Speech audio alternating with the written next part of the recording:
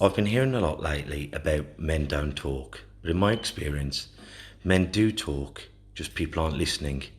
So it's going to be me and a group of blokes discussing our struggles and victories through life. Warning, there may be some bad language, so apologies to all the moms, especially my own. Let's get going. I've been here, guys. This is the Black Country Blokes, chewing the fact for everything it is men's mental health, disability, and life in general. Here with me, Kev Dillon, and my partner in crime, as always, Lee Cadman. And we've got a very good friend of the show. He's come on. I think it's your third time now, Lloyd. Yeah, it is. I can't believe you've had me back. You must be drying up for guests, haven't you? No, I mean, we've been trying to get this on, but my circumstance, your circumstance. But Dr. Lloyd's coming back on. He was a GP, but you also work at Atlanta Case, don't you, bro? Yes, I do, yeah. Mm-hmm. And we're going to be talking about testosterone, classism, and many other conversations. Because I've got Lloyd on today to talk about testosterone, because I think it's such a big thing with men. But then we'll just be talking off air, and that's what I love about this show. One subject turns into 15 subjects. So, as always, if you've got any comments, please write them in, and Leo tries his best to read them out. But as always, we're going to start with our gratitude list. I'm very grateful. I've got a boxing show coming up this week, the Lions ABC home show at Coastal Working Man's Clubs. Tickets are available. You know, we're going to have a great night of amateur boxing from children up to seniors, showing the beauty that is amateur boxing. And I think in boxing, we will have white British, we'll have mixed race, we'll have Yemeni, we'll have Sri Lankan, we'll have travellers. And I think boxing, especially amateur boxing, is such a place where everyone and anybody can get involved. So please come and support us. Me and Lee have also completed our suicide prevention course today. It's an eye-opener, and we'll talk about that as well in a bit. But yeah, I'm grateful for the opportunity to do that, put it down on the wall. So once again, I'm grateful that we'll have these things. So if anyone is struggling, they can reach out. And hopefully, if they reach out, we can have that conversation, and they haven't got to pay the ultimate price. So what are you grateful for, brother? Well, thank you for coming on again, Dr. Lloyd. I think we can first name them. We don't need the doctor. No, ditch that bit, yeah. No, actually, we have had a great conversation off air, and I hope we remember it all to come over, because it has been really interesting. But what I'm grateful for, so I've got a lot of things coming up that I'm looking forward to, and it's always nice to have those things to look forward to. So I've got my daughter's 16th. I cannot believe she's 16 years old. My wife's 40th, and then we're going away to Fuerteventura. So yeah, I think obviously I'm looking forward to those, but it's also something to look forward to. So I'm grateful for that we were able to look forward to those. Never you, bro. What you grateful for? Well, I'm grateful to be here. Obviously, I've made it to the third time. It's a hat trick now, so you know. You're nearly one of us fully now. We'll get you back every week. That's it. You know, so yeah, very grateful for having me back. Thank you very much. And yeah, you know, I'm grateful for my supportive work colleagues who've been good to me the last few months, which has been wonderful, and my family and my partner. Yeah, I'm very, very lucky. So yeah, I'm glad that we're in 2025 and that we're nearly at the end of January, because it is the Monday of the year.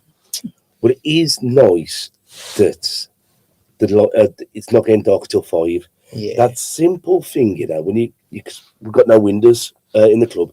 But you come up in, it's dark, you finish the dark, but then as the baby class starts at 5, I'm looking at it, it's still light. I'm thinking that in itself that bit of hope. Yeah. It is, isn't it? Yeah, it is. It's like in the summer, you just need to stop raining now to be perfect. Like in the summer, I finish here at 9 o'clock. I've got the option to sit in the garden. I never do, but it's nice to have the option. And when you've got options, it's hope, isn't it? You think, yeah, we can do this now. If you have an early day, we can still go for a walk. We can go to a beer garden. But when it's like this, you're thinking, you look at it, and I promised myself in lockdown I was going to change. It doesn't matter what the weather is, we're going to go out, we're going to do this. But you look at it and you go, maybe next weekend. It's a bit cold. Well, that's the problem when you've been up here all day or anywhere cold. Like I work outside a lot, and when you don't, if you've been cold all day, you don't want to then get cold when you can be warm. It gets in your bones. Yeah, it does. It does. Yeah. But testosterone, I mean, first of all, we all know boys have it, girls have estrogen, but both genders have it, don't they? Yeah. So could you explain a bit what actual testosterone is? Yeah, so testosterone is a really important hormone. And you're right, actually, men and women both have it. but in men it's at a much higher concentration. And actually the biggest function of testosterone is the development of the male secondary sexual characteristics. Some people might remember it from biology if they weren't laughing too much back at school. And that's facial hair, body hair, muscle mass. It drives sexual desire, libido. So it is quite important. Women have a little bit of testosterone, so it is different. And you mentioned estrogen, that's the sort of male hormone, the main hormone for women. So yeah, it's really important. The testosterone production sort of really ramps up around puberty, and adds to that rocky phase for men. And then obviously it sort of peaks probably between 18 and 21, and then it sort of sits around a little bit, and obviously, like many things, as we get older, it then starts to come down. And I'm really glad you've asked me to speak about testosterone today. Cards on the table, I'm not a specialist in endocrinology. The endocrinologists would deal with testosterone normally. But you've got a better knowledge than we have, and I bet most of our listeners. We'll find out. We'll find out. Yeah, I'll find out. So I'm not a huge specialist, but it's something that I've always been quite personally interested in. I'm interested in men's health. I think, even though it's a generalization, men do engage with healthcare differently, I think, or can do. Often as a GP, a lot of men I see come to see me because they've been made to by somebody else, whether that's a wife, a partner, a relative, whoever. That is a very common scenario. We even learn a little bit about it at medical school. And I also think as well that even though men have good social networks, the conversation isn't often around health within these social networks. So I think men's health is important. And even though I think things have changed across the generations, we still have a different approach to it. And testosterone, it's a bit of a big thing these days. I mean, if you go on your Instagram, your Facebook reels, there will be a lot of little ads around, could you have low testosterone, or could there be this? There's a lot of companies that are ready to make some money out of it. So I think it'd be good to have a bit of a chat, and hopefully I can put some of the facts on the table. Because I think when people think about having extra testosterone, you naturally think of steroids, bodybuilder steroids, don't you? Mm-hmm. But there's a massive difference in between that. And if you do go into the bodybuilding steroids, there's not enough information, even the good ones to have, and the course to come off them, and the damage it can give to your body in later years. Mm-hmm. Yeah, steroids is a really interesting one, actually. And before I went to medical school, I worked in the Centre for Public Health in Liverpool, and I worked with a gentleman called Jim McVeigh. He's a professor now, and he's one of the foremost people of steroids. I should speak to him and see if he'd come and speak to you, actually. That's fantastic. Great guy. But yes, I learned a lot working with him in the department I worked in then. And steroids covers a whole multitude of different things that people might use, from anabolic steroids to testosterone. A lot of men might use testosterone. It's sort of considered in that umbrella, really. And whilst I understand why people do it, for young men in particular, 98% of young men have got more than enough testosterone. There really isn't any need to do it, and there are big risks. The younger you are when you take steroids, actually, the risks are higher, because I think I mentioned that testosterone it's a bit more fluctuant as we if you think of a graph, as we get into that age of 18, 21, the brain doesn't quite understand your natural set point. So if it's sort of, between 16 and your early 20s, you start adding it in, your brain's like, great, I'm awash with testosterone. So it tells your testicles to stop making it. It shuts down the natural production. So it never gets its set level. And there's a real risk that as, those men get older, that they will be deficient in testosterone because of taking steroids, when sadly they probably really didn't need to. Is it true, like, as you just said, like, say, I'm there, and because I'm putting other steroids into, rocket, and then it just plummets down, and then like either I have erectile dysfunction or other side effects from it. Yeah, there is the potential to do that because as I say, our bodies are quite good at regulating things. Whether it's our body temperature, if you get too hot, you start to sweat, and your brain tells you to take your coat off, etc. And it's the same with our hormones, except with hormones that process obviously takes a lot longer. So if you've got if you're adding something in, as far as the monitor in your brain, which is an area at the base of your brain, is concerned, you've got loads. So we need to stop making that. So it sends those signals to stop making it. And if you're still adding it in, as far as the brain concerned, it's fine. So if that is suddenly removed, you're right, your body's not producing as much as it needs to. So you're going to have this drop. And would that recover, or would it be that's kind of it done? It will recover to a certain point. So, I don't want to scare everybody and say that's it, that'll be the end of you. But it can take months or even years. And we don't know for certain if there might be a subsection of people where the recovery won't be enough, particularly if you took, testosterone supplementation as a youngster for, performance and image enhancing purposes rather than a medical reason. There are definitely risks in terms of that going on forward. Because I know in some countries like New Mexico's, I think Turkey, and I know in the States, they're very widely available, aren't they? Just from like your chemists. Yeah. So it is really fascinating, and I think some of this probably is more sort of cultural awareness that you can have different ideas, but a lot of it is driven by healthcare. The US in particular, it's a private healthcare system, very solidly so, and if there's money to be made, that will be exploited and promoted. So I do think, even though I think it's a positive, in the US there's a greater awareness around the role of testosterone and the fact that you can be deficient in it and what that might mean.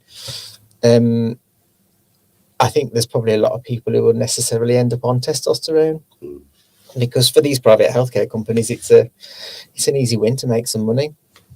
I'm not saying all private healthcare companies do that here, but I think it certainly drives things in a certain direction.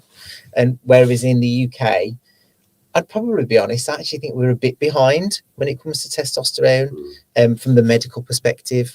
Certainly through my medical education, we didn't learn huge amounts around testosterone deficiency. Even in my GP training, we didn't. And, I think you'd get real variability amongst GPs if you went to discuss the issue of testosterone, because it's not something we see that much of, discussed that much of, or taught much about. So I know some people have gone privately recently, and they've gone to see a consultant, and I think with the consultant, to the blood test, it rounds off about £500 6 monthly, and it doesn't sound that much to some, but it's a lot to others. Yeah. And I think if we could be having these tests to find about, I've got hemochromatosis, so if I had a blood test, I'm high in iron, but then my dad's anemic, and then he might be low in testosterone. But I think if we could find out whether it's 5 yearly or even 10 yearly, a blood test every so often, say, look, you're low in B12, and then help us either by having supplements or saying you've got to change your diet to, and I think diet's such a big thing. It definitely is with testosterone, isn't it? Diet and lifestyle, and the reduction in testosterone goes hand in hand. Massively, yeah. And I think, that's one of the biggest difficulties with testosterone. I think, I'm sure people who are listening and you guys know, symptoms of low testosterone often are quite vague. Like you might feel depressed, irritable, anxious. You might feel tired all the time.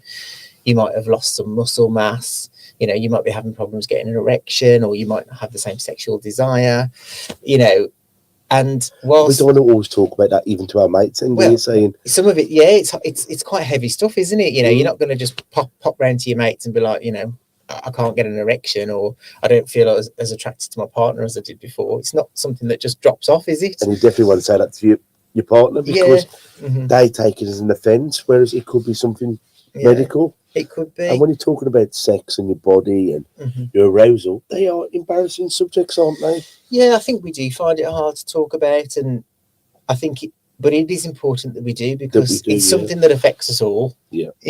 We all have, sexual desires, and yes, the men can be very varied and different, and for anybody who does suffer with erectile dysfunction, it does feel deeply embarrassing, and there can be a shame attached to that.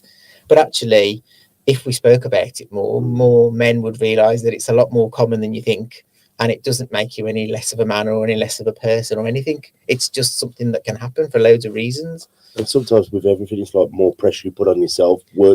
It's a self-fulfilling prophecy, isn't it? Yeah. If you worry about it, then you put pressure on yourself, and then boom, Yeah. it happens. But having those conversations, it's not the end of the world, and it's a part of it. It is, and it's a part of life, isn't it? I mean, I'm probably saying like, some oldie in some respects or something like that, but I'm a real believer in a problem shared is a problem halved. Yeah.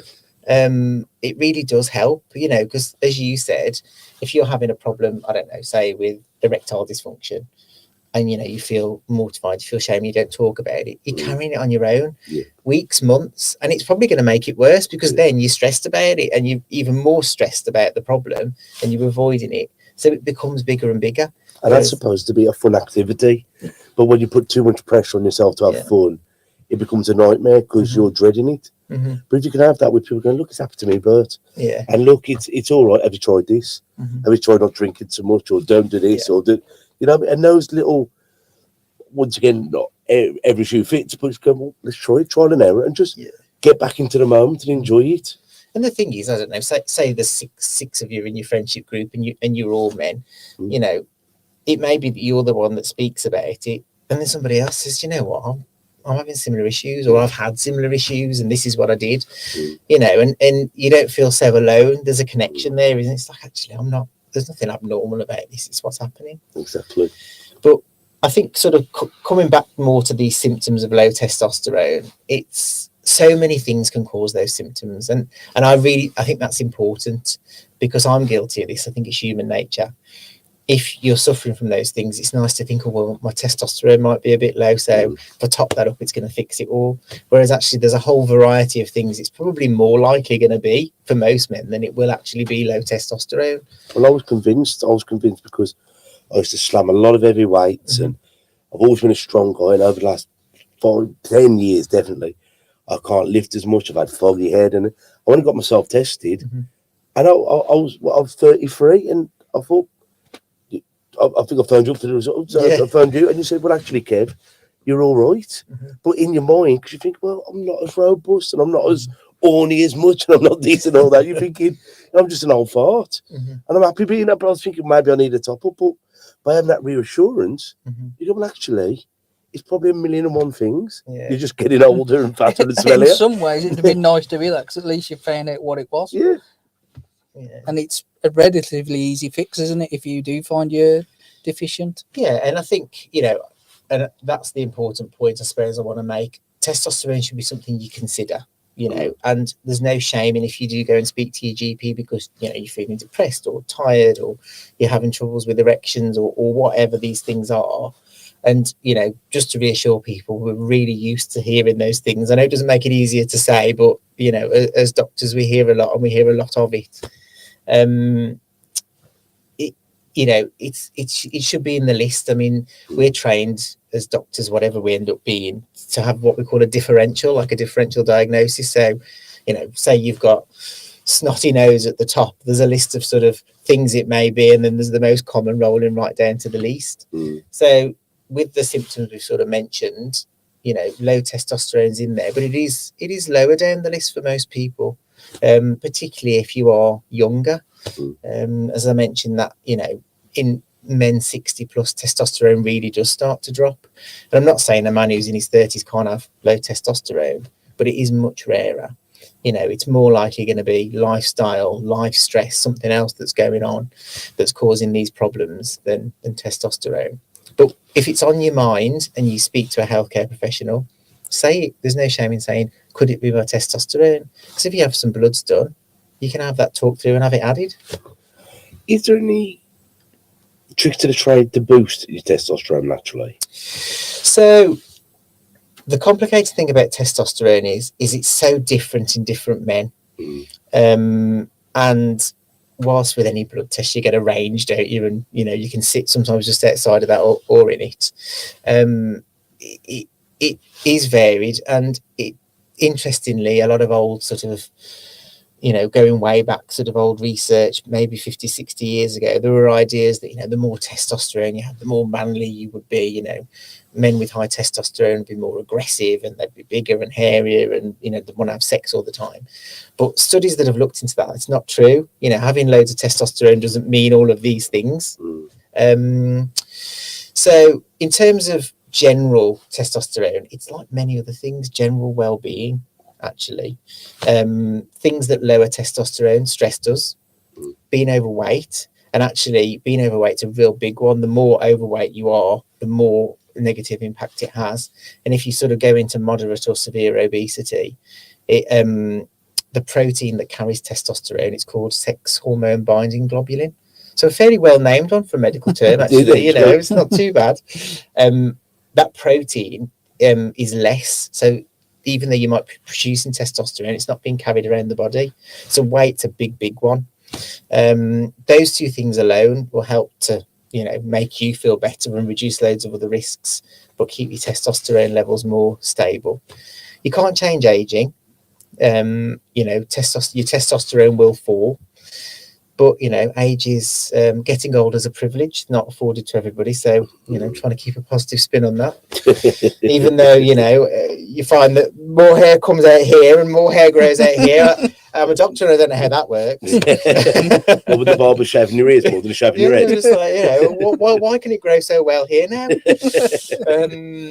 But yeah, it's, yeah, so general well-being. And I know sometimes that can feel like a cop-out because, you know, if somebody says that's, oh, general well-being, yeah, but it is really important for all of our health, but testosterone as well. If you're stressed, overweight, not looking after yourself, your testosterone will come down quicker.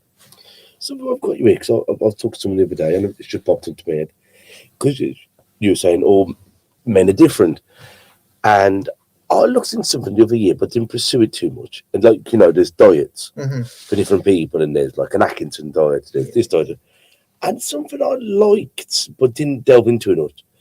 Your blood type, and I researched it because people don't in this country know what blood type they are, but I'm B positive. And then I started getting my wife to look through what foods, what alcohols suited and didn't suit. Have you ever looked into it, brother? Because it really appealed. Because I was thinking, blood runs all through us, and I was thinking, well, maybe that is why people are more sugar prone, carb prone, fat prone, protein prone. Yeah, I mean, it's a really interesting area, this, in lots of respects when it comes to diet. I don't know much about blood groups and diet and the impact, and I don't know if there's much hard medical evidence behind it. But you are right, because at a basic level, you know, we're taught that if you have more calories going in than you're burning, you'll gain weight, and vice versa. If you're not having enough calories than you're burning, you'll lose weight. But you know, we've all heard the old little, like, you know, idioms that we say, oh, you know, she's only got to look at a biscuit and she gains 10 pounds. And we make these jokes, but actually for some people that is true. Some people do seem to put on weight much more easier than other people do, and some people lose it quicker. So there could be other parts of the puzzle in terms of our metabolism and us being different. And I know that there are a lot of companies now, aren't there? You know, I don't want to name drop them. Thinking of the BBC that sort of promote tailored diets. There's one where you can eat a blue cookie, isn't there? And you know, you can have this program, and I don't know, there might be some evidence in it, there might be not. I think it's a bit of a watch this space on that. But you know, sticking to traditional principles will stand you in good stead. You know, certainly lots of fruit and vegetables, we know that that's good for you, it's good for everybody, and we don't eat enough of them. And in fact, when, you know, everyone's heard of the 5 a day, well, the research to develop that, when it was originally done way back, I think in the early noughties, the research suggested 12 a day. Who can afford that nowadays? Well, literally at the time, people in public health departments across the globe were like, well, if we tell people 12 a day, they'll give up straight away. So, you know, it was 5 was the one, because it's still better than nothing. But, you know, wide range of fruit and vegetables is really good in your diet. And we do eat too many carbs, you know, particularly. I think it's the wrong carbs as well, isn't it? Yeah, it's refined, isn't it? You know, and don't get me wrong, I love white bread, I love white rice, you know, I like a cake, but we have too much sugar, and these things we need to try and get down. Definitely. Well, sugar's become the new devil, hasn't it? Because in the 80s and the 70s, it was all about fat. Fat is the killer, fat. But then we moved away from animal fats, and everything become processed foods, and your bananas have got bigger, but there's not as much, you know, and your carrots don't taste like carrots anymore. So it's all the artificial things that's gone into them. But then your sugar, your salts, and considering everyone's more conscious of healthy eating, and more people have got gym memberships, I've never seen so many obese people. There's also more takeaways and more Yeah. convenience, isn't there? Well, than there's maybe, ever yeah. been? Yeah, I mean, there certainly is. I mean, you know, fast food is readily available in this country, isn't it? Any high street in the UK, wherever you are, there'll be a real nice choice of, you know, your Chinese takeaways, fish and chips, kebabs, you know, McDonald's, KFC, the list goes on. And it can be quick and convenient. It's a busy life people lead, isn't it? And, you know, I'm guilty of it sometimes. You know, you just think, oh, shall I just nip in there and get this? Even the supermarket the same. It's ready meals. It's obviously they've got the fresh stuff, but it's, you know, you're in a rush. You're feeding the whole family. It's a lot easier to stick in a already made pizza with lasagna, where you don't really know what's gone into it, than stop and make one. But it actually brings me to what Lou was saying off air about male gender roles. I was from that house where my dad was a bricklayer, then he went for the council. My mum was a stay-at-home mum, you know, who looked after me, my brother, my nan and granddad. My granddad had Parkinson's, but that was mum's role as a home provider who dropped us off at school, looked after us, cooked. And like to my nan, cooking a dinner was an occasion. You know, you would spend half the day cutting and peeling the taters, the beef, or whatever was. You know what I mean? That was. Nowadays, you've all finished at 6. You rush out, and a meal is bish bash bosh done, isn't it? Yeah. Yeah, and it's a shame, and I can see why it's happened. You know, like you say, there is that generational shift where, you know, I think going up probably until the 1980s, the late 1980s, most people in this country, they'd have had a stay-at-home parent, and it was normally mom. You know, I mean, that probably wasn't right either, because there's no reason why it can't be dad or mom. But yeah, it was normally mom, and as I say, whilst that was a hard job, I think it made family life easier, and meals were more of an occasion because it would be a home cooked meal that was thought out and planned, and you all sat together. But when both parents are working, which for the majority of families now that is the case, you know, you're absolutely knackered.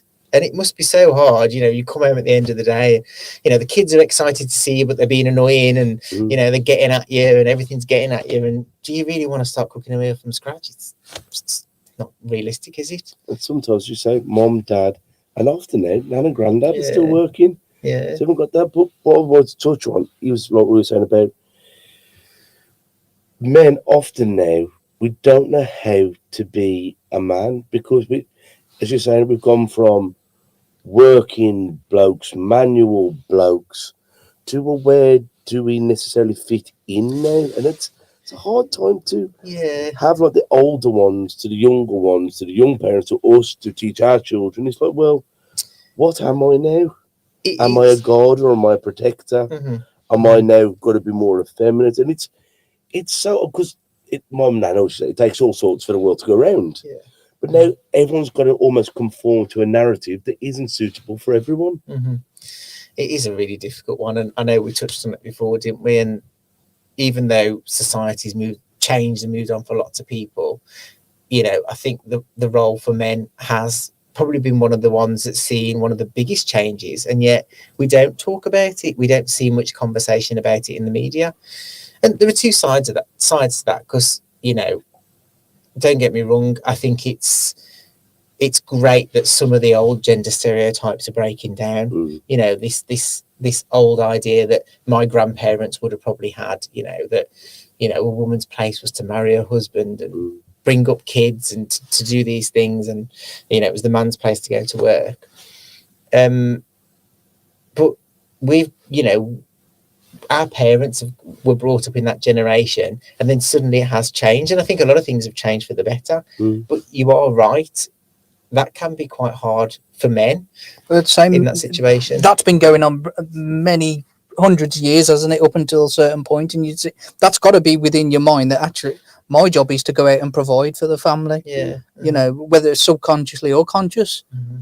It still carries on, doesn't it? Might have changed, but that carries on. It does carry on, and actually, whether it's true or not, there are still people who think that way as well, and you know, everybody's got a slightly different view on it.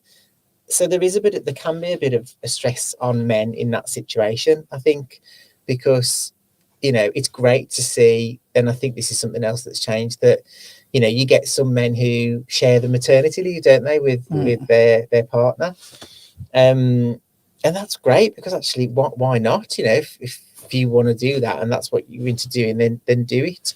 But that is something that would have, even when I was young, it just, you know, I don't remember anybody having a stay-at-home dad. You'd be lucky if they took maternity leave for the 2 weeks. You know, back to work the next day, kind of. And that's quite a rapid change, isn't it? Really, when you think about it. And being up all night changing pooping nappies. Yeah. And stuff that was like the mom's job. And then, but it's great.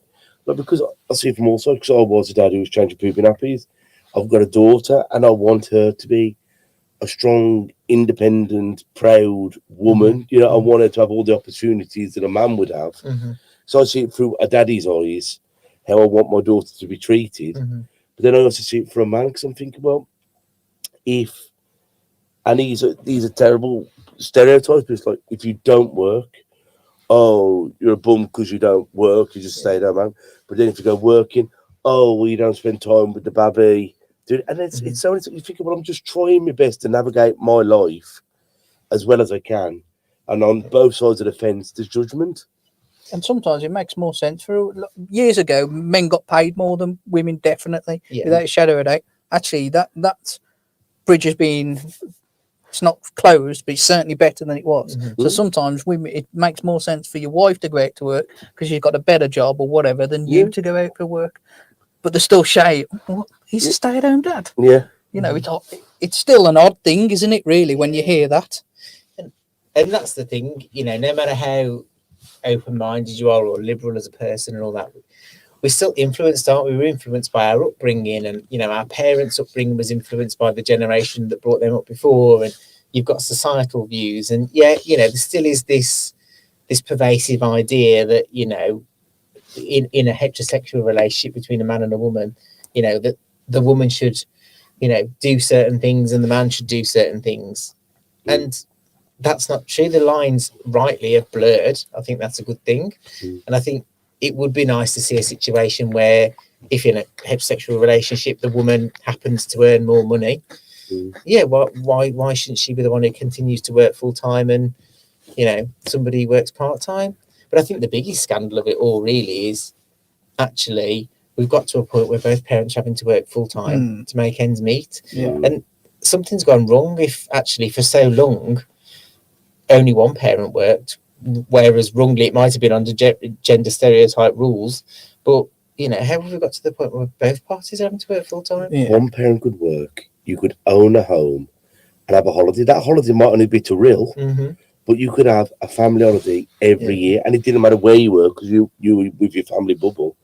Now you've got two people working, they can't afford a home, they're into debt up to their eyeballs, and it's sad, isn't it? But I keep saying, and you could do all that on on a job that on a working class job. Yeah, on a working class job. It wasn't you were middle class, it was a working class. You were a factory worker, you were a brickie, you were a sparky, which are great jobs, but they were the backbone, and you'd still be finished by 5, go and have a couple of bevies and see you know what I mean, have the babies. But now to go and have a box of fags and 4 points, God, that's close to 50 quid in your local pub. Yeah, that's it. There was a nice sort of middle ground, wasn't there? You know, I was talking to my mate about this a few weeks ago, and I was just like, I mean, we were only reminiscing about the late 90s, and I was still very young then.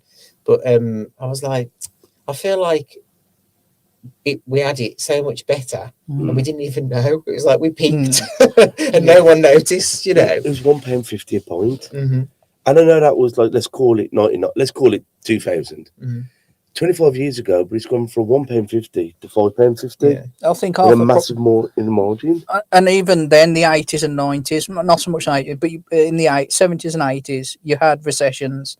You come through the end of it, and then, you know, we had the good 90s and probably early 2000s. But since 2008, I feel like we've kind of been in a recession right the way up to where we are now, and it doesn't seem to be getting better in that fact. So people are having to work. Not only both of you working now, both of you putting more hours in than probably ever before, just to make that ends meet. Yeah, it is I mean, I'm not an economist, but you are right. You know, traditionally there've been these sharp shock recessions, which were horrible, and there was mass unemployment, but there would be a faster bounce back, you know. Whereas, yes, since the financial crisis, it's just kind of been like, hasn't it? There hasn't been any form of economic boom that people can benefit from. I mean, I definitely think part of it is the rich getting richer, and that might sound like a cop out, but I think it's true. I think more money is like being diverted to fewer people. Some of it's probably our expectations as well. You know, I've discussed this with people, and I think we do expect a lot from life too. You know, we're not just satisfied with a holiday in Villa, are we? And it's our right to have Sky and Netflix, or it's our right to have an iPhone or a Samsung. And you're thinking, you're lucky to have a house phone, but then never mind a personal device. And it does make you realise actually where's the benefit, because we're all working really hard to fund this higher standard of living. But do we need those things? Do we really need those things? Or have we been convinced that we do, that we need all of this and we need all of that? Because we've just said, going back in, you know, the 70s and the 80s and even the 60s, when by and large people had a lot less, but were they happier? Yeah. But I always think the problem with peace, if my belly's full and I'm warm and I'm comfortable, what are you going to sell me?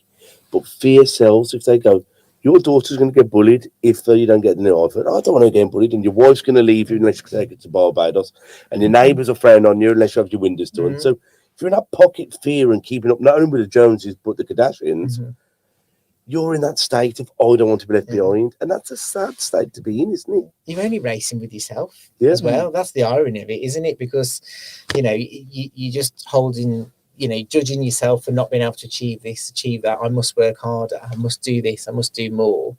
But at the end of the day, it's not going to improve anything. In fact, it's making you feel worse and stressing you out. And we're sacrificing our health to do that, aren't we? And we've just come nicely full circle to the fact that, you know, people are eating a poorer diet, partly because of finances in some circumstances, but partly because of lack of time. You know, and we're sacrificing all of our time and our health.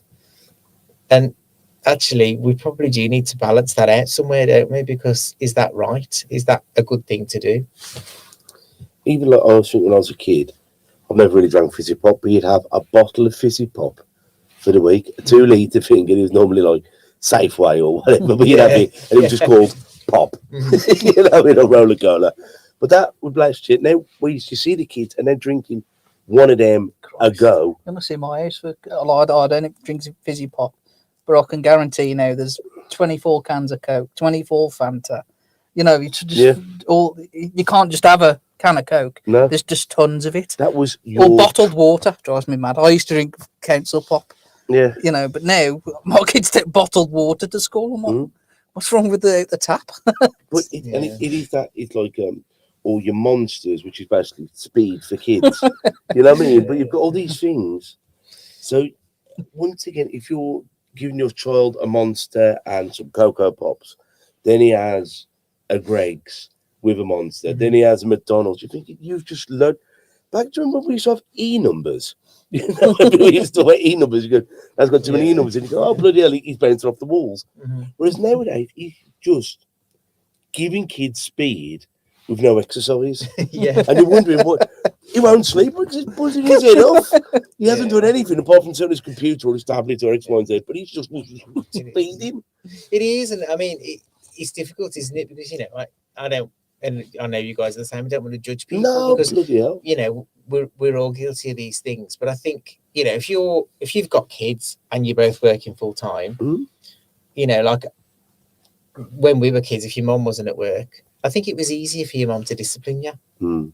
I think it was easier for her to be strict over things because actually, you know, the family and doing everything for the family was the focus. They hadn't been at work all day and they were knackered. You know, you're knackered and your kid wants a can of pop. You haven't got time for a 10-minute argument over it. It's like, I've got some fantasy. Have one of them. It's fine. I'm going to pour myself a glass of wine. Have a fun. And the sad thing is, like we say, put down your devices, but you've been there all day, and I'm as guilty as everyone else. So I'm not candy. I'm not saying. Sometimes you're that tired, you're scrolling on your phone, whereas you should be sat there with the baby talking about the day. But it's brief conversations, or we're all on a device watching the telly, trying to get some food in. So it's. is not judgment. It's just this is the kind of reality that we've created for ourselves, isn't it? It is, and I think it's not good for our well-being. No. You know, I'm not saying it's bad that we do these things or people do those things. I do it myself. You know, I'd like to sit here and be like, well, I'm fabulous. And I get home from work and, you know, I go straight down the gym and then I make salads and all these dinners and I go and see my friends and take out my neighbour's rubbish. Do you know what I mean? I'm guilty of coming home and being like, oh, God, you know, reels on your phone, you know, oh, God, I'll eat some crap, whatever. But we do need to try where we can, and it's not easy. And slow and steady wins the race, doesn't it? It's like, even if one night a week you can manage to do that home cooked meal, you can put it together. Maybe on a Thursday when you're thinking the end's near, it's nearly the weekend, I can muster up enough strength and I'll cook a dinner. You know, because that it's not just the act of eating well, but actually having that conversation at the table. You know, Thursday nights, we're not going to have our phones. You know, it's a ban. I'm going to put them all in the top drawer and shut it. We're all going to sit here. And that can be hard with teenagers and kids who don't want to do that, and it might be World War III, but go through the pain because they may find actually when they've done it that it was nice. But it's those things I remember, like playing ball games, and we do, me, my wife and my daughter sometimes. Or even, you know, when your nan and granddad or your mum, you say for a walk, you hate the walk when you're a kid, but you look back on it with such fond memories of just being out there and finding a feather or finding nests. And I think two great skills and lessons to teach your children. I know, because you can't always get what you want. And be able to be bored. Sometimes just look out the window or count bumpers or count lampposts. And it's the greatest things that humans have is imagination. And that simple thing of just like, let's make it out. Because my wife always read my daughter a story. She's always read the stories. And then I used to go up, and because I can't read and write, I make her a story up. You know, so we make stories up about Harry Potter. And it was lovely. And now, she got a bit older now, so she reads me a story, but it's that engagement. Let's wind down, bit of storytelling, and I always finish with our gratitude list, 3 things that we could be grateful for. But that's you time, isn't it? Not distraction time. Let's be in the moment time. And it's real, isn't it? I mean, you know, this is, if it's parent and child, it's obviously incredibly important, but it comes back to what we were saying as well. Actually, it's important as adults we have that time with our mates or people we trust. You know, even if it does happen to just be a half an hour coffee or a cup of tea after work, you know, not long, just to be yourself and maybe talk about something, even if it's not heavy stuff. You know, it's real, it's connection, and that's actually relaxing for our minds. Whereas actually, even though we think it's relaxing looking on our phones, it's not relaxing for our brain. I always say it's chewing gum for the brain. I'll use a doctor. I honestly believe our brain hasn't evolved to have this much information. So I think, once again, us 3 working in a factory, or even older, in the old days, we're on the thing, and the bloke would come, here, the king's dead. When? 2 years ago. It's taken me this long to come around the country. But that was like your international news, you know, your national news. But the rest of it was, my daughter's poorly, let's all have a whip round, or I've lost my job. Your news was in your immediate circle, and then it moved to like the pub, you know, and now it's like we're seeing a child is killed in Australia. And as sad as that is, why have I got to hear about that in the Black Country, or a fire is happening? We have so much knowledge, jealousy knowledge, false information, real information, and our brains are just going, wow.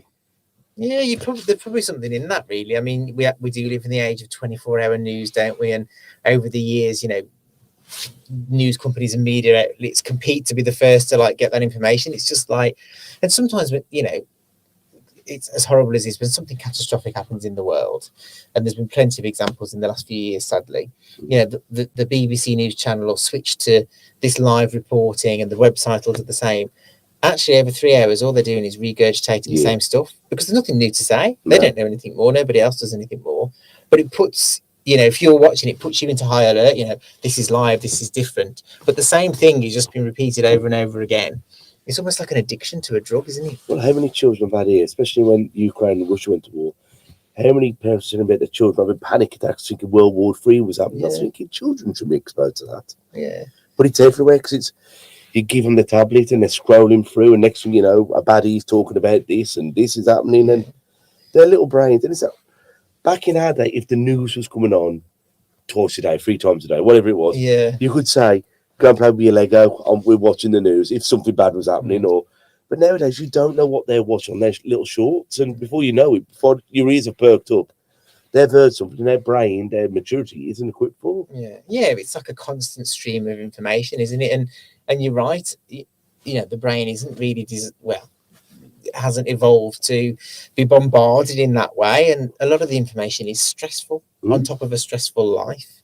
It's mad, really, isn't it? Because you know, I often think we all walk around with this wonderful thing in our pocket that has got access to the entirety of human knowledge.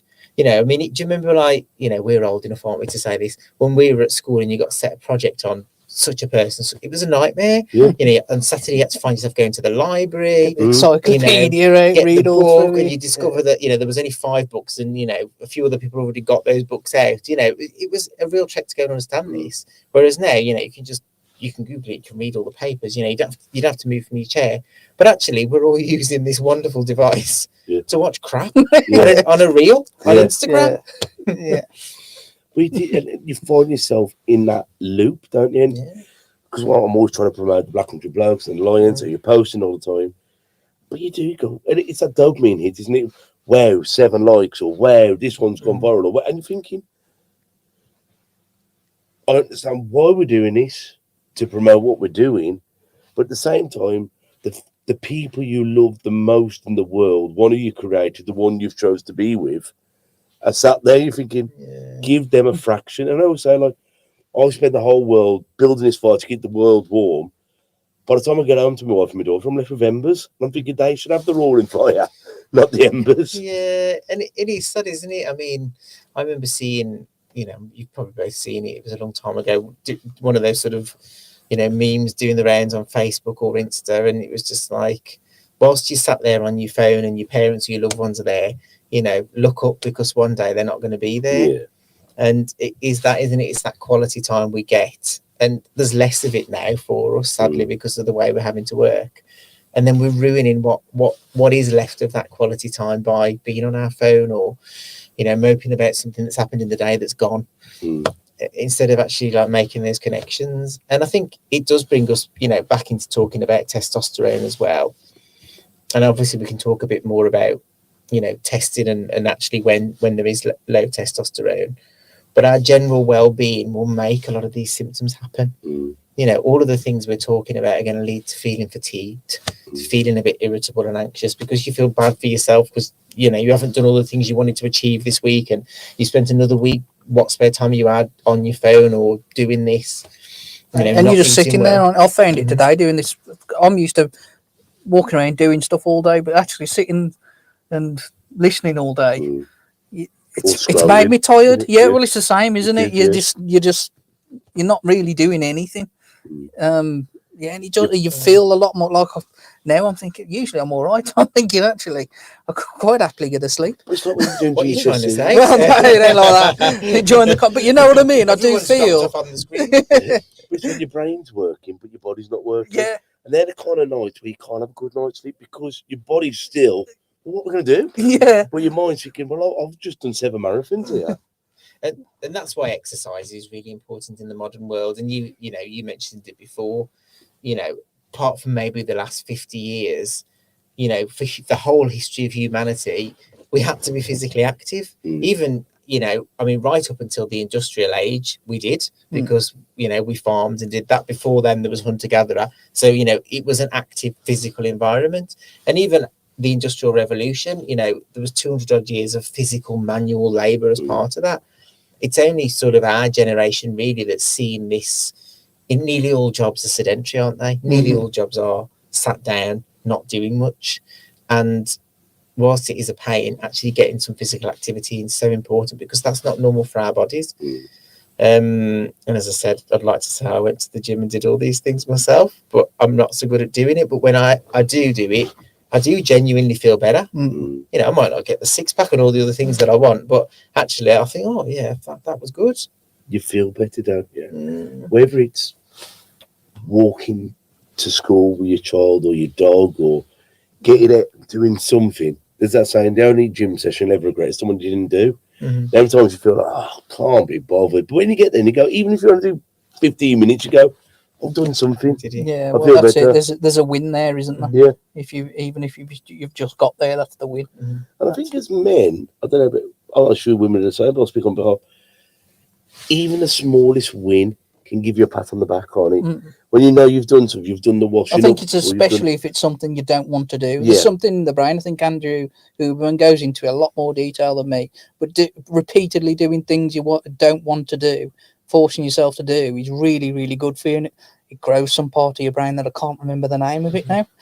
But it grows that part of the brain, and it's just really healthy for you. builds resilience, doesn't it?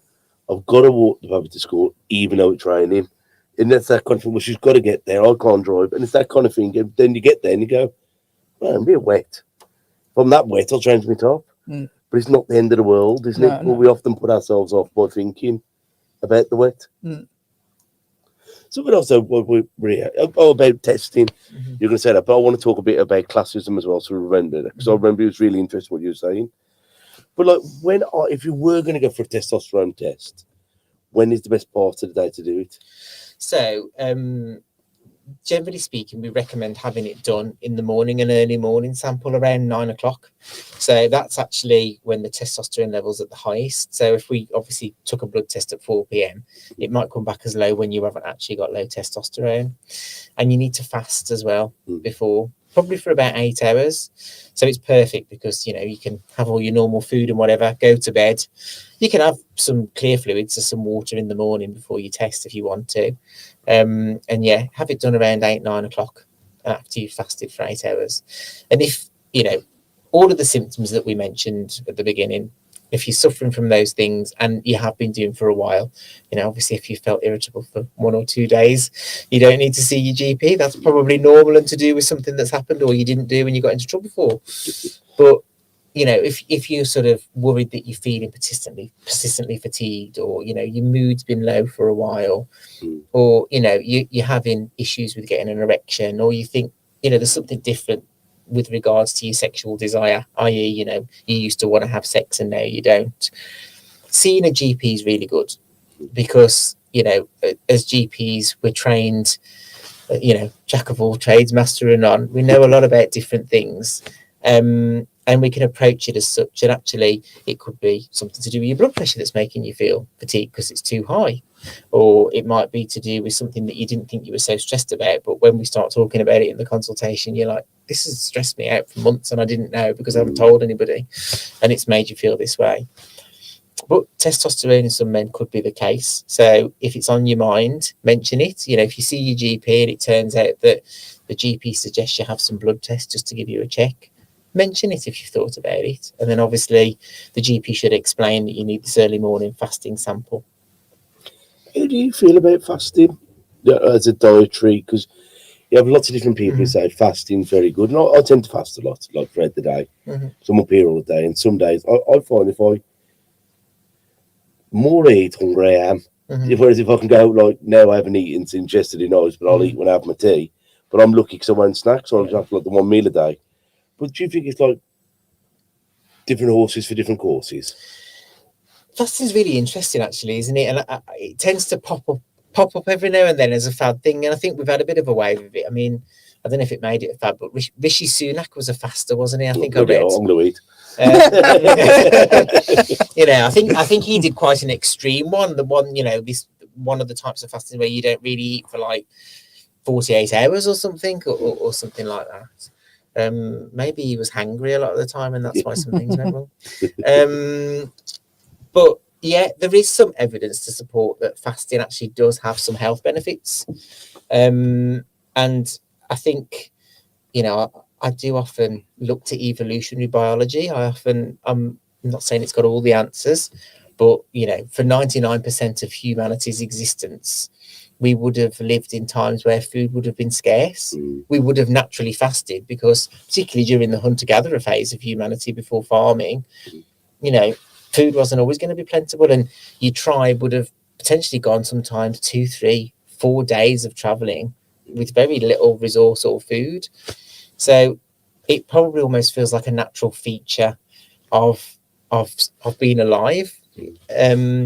So there is some research. It can have benefits. It can have benefits in terms of obviously weight loss. I mean, that's a bit of a no-brainer. But there does seem to be some metabolic benefit to it as well. I know some studies have demonstrated it, really improves blood sugar control.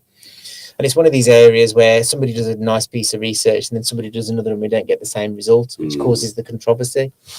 But yeah, I think whilst I don't advise to go off and do an extreme fast, do your reading, speak to people who know about diets, but there could be something in it, definitely. I think I was really enjoying our conversation off air because, like, classism is such a major thing. We were saying about the working class and then the middle class and obviously the elite. But like, it's hard when you all say, like, and you for example, like coming from a working class background and then becoming a doctor. And so I imagine it's like sometimes, well, where do I fit in now? Am I still a working class scallywag? But then I'm not accepted by my peers here, but I'm also not accepted by my peers there. Yeah. Was it difficult? Because I see it with different people. I think there isn't an easy answer to it. And you are right. I think, there has been this there's almost like a different class that's opened up between working and middle class. It hasn't got it might have a name. Sociologists may have a name for it. But you're right, you've had working class people or people from working class backgrounds who've gone to university. And being a doctor is a good example. It's still, whilst there are loads of working class doctors, it is still considered quite a middle class profession, isn't it? And I couldn't sit here really, in all good faith, like a politician might do, and say, I am working class, because a lot of people would laugh. They'll be like, you're a doctor. You know what I mean? It's like, you've got a secure job. It's decent money. You know what I mean? It's hard to sort of say that, but I think it's not necessarily about being accepted, but I think sometimes it's about how you feel you fit in. Like for some working class people, they might not think a doctor who's from a working class background is working class, which is a reasonable thing. Whereas, other middle class people might think, oh, they're a bit, rough around the edges and working class. You end up sort of wedged somewhere between the two. And that's not saying the same thing, or people even run around thinking about class all the time. But I think it's something that we don't ever really talk about. Whereas I still think class is quite a big thing in this country. It's a massive thing in this country. I think it really, really is. And I think that there's a lot of prejudice attached to it as well. And there's very little positive portrayal of working class people in the media. And it's like, it's getting harder for the working class. We laugh about it a lot. My daughter's 9 now. And I'm thinking, there's a high chance she and her partner will live with me and my missus into their 30s. I'm thinking because there isn't the opportunities to get an okay job, to get a property, or even then to rent. Because how expensive everything is just to live at 2025, never mind in another 10 to 20 years. You're thinking, flipping heck, how much is a rent? And then you haven't got the council properties. You haven't got the housing associations. So thinking, so where do people go to live? And that is a really depressing thing, isn't it? Because one of the most important things that we value is, particularly when people have children, that, their children will have a better life than they did. It's something I remember my parents saying to me, we want you to have more than we had. And I think all parents want that, don't they? Whatever your background, you want it to be as good or better. And it does feel like that dream has been smashed on the rocks for so many people. You're right. There's no access to council housing. And actually, council housing was good housing. You know what I mean? It's like decent sized houses, with decent gardens in decent streets. Proper gardens. Yeah, and it was something that people could access if they needed. You didn't have to save up a deposit to buy a home. You could go on the council list, probably get a house not too far from your family, which was yours for life. You weren't going to be turfed out as long as you paid your rent and, all the usual things. You could do what you wanted to it, decorating wise. And it feels really hard. And obviously for people from, lower income backgrounds, it's even worse because what chance have you got? And even the university thing's becoming a distant dream, because I was really lucky when I first went to university. I didn't have to pay any fees because I just caught the tail end of the system where my family could be income assessed, and because they were low income or classed as low income, there wasn't a fee. I mean, I still ended up, costing my mum a fortune by getting myself into a load of debts on a spending spree with a bank card, but that's another story. But yeah, there was a drawbridge, wasn't there? People had the chance to climb up. You could go to university and not end up in all this debt. You could get support. It's scary, isn't it? Now the debt a doctor would, training doctor, or a nurse. yeah, it's absolutely madness. You wonder why people don't take the profession up. Well, that's the thing. Coming out of there £100,000 debt before you've began life. Yeah. And that's on top of all the things that you're saying. You've saddled with this big debt. You've got really expensive housing. There is no social housing option. So, you've got to do that or be in an insecure rental market, which is almost now as expensive as some mortgages. And more. And more. You can't do anything to your house. You're not secure. It's more anxiety. So it is going to disproportionately affect working class people. It is, because if you are already sort of struggling, or your family doesn't have all of those funds and that money, what chance have you got? And I believe it's the first ever generation where we're, on average, not going to do as well as our parents, because we won't necessarily. Our life expectancy is actually less. Yeah, so we're going to die faster and be worse off for it. Yeah. But that's the thing, is like, and our parents, like, when I die, I'm going to leave it to my children, but then you're thinking they've got to have worked so hard to get to the retirement, whether they have a healthy retirement, but then they can't even leave you their earnings and their housing, and you're thinking, wow, they've sacrificed a whole life to give us a better future, and then that's taken away, and you're thinking it's a sad time, really. I mean, we've got to do our bit to not be end up to try and help each other and pull each other through. But I talk to Tom, Dick and Harry, everyone, all colours and shades, and at a boxing club, but everyone just feels down in the dumps at the moment. And I feel like since lockdown, we've gone back to the same world, but slightly naffer. It is like that, isn't it? It's like, a poor imitation of what it was before. Yeah. And there does seem to be an air of negativity sometimes, which I think, as we said before, didn't we, as well, is really sad, because actually, I love your guys' gratitude list. We've still got loads to be grateful for. Yeah, of course. Actually, for most of us, nothing actually has really changed in that sense. I mean, yes, things have you might have lost some people, all this, that, and the other. But, we've got great technology. There's so many things that we can do. Who'd have thought that you could, like, sit there and pay all your bills from your sofa while, supping a hot chocolate, watching your Netflix, click, click, click. Imagine telling someone 70 years ago that you're going to be able to phone someone from across the world. Yeah, and see them on a FaceTime. I mean, my auntie, my dad's sister lived in America. And when we had the phone out, once every 2 months, whatever, on the house phone, it was like a week's wages. Now, when my brother lived in Thailand, I could FaceTime, I could show my daughter. So that's only 20 years ago, 25 years. And you go, how we've moved on that much. We could, like my boxer, Osman, who's in Spain at the moment, we're in his boxing. We FaceTime, he sends me the sparring over, we send voice notes. So the world's such a smaller place for the good, but it's also a smaller place in the bad. But what we've got to have in life is perspective. This is how it is, but how am I going to perceive it? Am I going to allow it to drag me down the rabbit hole, or am I going to go, all right, then, this is better in these ways? I think that is, I couldn't put it better myself, really, in some respects. We've still got to count our blessings, haven't we? And there are some positives and there are some negatives. And yes, some things are moving in the wrong direction. And it's good to have sight of that and awareness, because actually that's how maybe we can work out what to do about that problem. But at the same time, you can't spend all your time worrying about that problem. Let's take some of the good bits that we've got as well and enjoy them, and factor in maybe that quality time that we're all missing out. And that's on each of us as individuals to do that, to ring that mate who you keep meaning to arrange and say, do you know what, I'm going to pop around for a cup of tea or a coffee, or do you want to nip in the pub for a beer one night next week? Do it and start to build those links, because we've got all these lovely things, but it feels like we're lonelier than ever, in a way.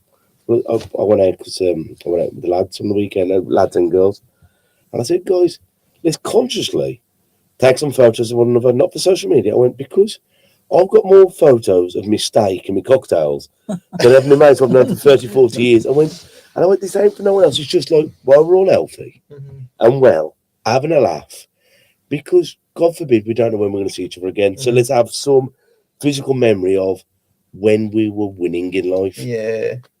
Oh, I mean, it does make me wonder, you saying that, are we just taking ourselves too seriously? Are we just taking it all a little bit too seriously? Because, yeah, it's nice to take a picture of your tea or this fancy this or I've had this done. But none of that stuff's the real stuff. No. When somebody dies, you don't look at the steak dinner that they had. You want to see the pictures. You want to see the good times. You want to think about the memories. That's what really counts to us. So, yeah, I think sometimes maybe we're just all being a little bit too serious where, I don't know. I sometimes think I want to like create this Instagram account where it's the real me, where I snap myself when I first wake up and I'm like, you know what I mean? Or everything's gone wrong around me and I'm swearing and screaming. It's like, this is the real life. This is what it's like for us all, not this like 4 million takes and it's filtered. Yeah, and I do that sometimes. I'm not going to lie, but I don't know, just like, I'll have 2 more pints and then I won't care. Well, Lloyd, thank you ever so much, bro. I've always found it insightful and knowledgeable. We'll get you on, no doubt, some stage later in the year. But before you go, have you got any quotes or sayings that have helped you get through life? Any quotes? I'm going to give one, actually, and it's one my granddad used to say, and I think it's brilliant. Only the lifeless are faultless. Yeah, and he was a brightly ill bloke. He worked at Round Oak, that generation of people. Yeah. So yeah, good saying. Well, brother, thank you ever so much for coming on. No, thank you. It's nice to see you. And thank you guys for listening. So until we see each other next time, I want you all to take care of yourselves and each other. Ta-ra a bit. Listen. And that's a wrap for another show. But if there are any comments or messages that you would like us to read out for our next podcast, please be in touch. There are also lots of different organisations at the bottom of this page, and hopefully they can help you or someone you care about. Please share this to spread the word. Until we talk next time, ta-ra a bit. Listen.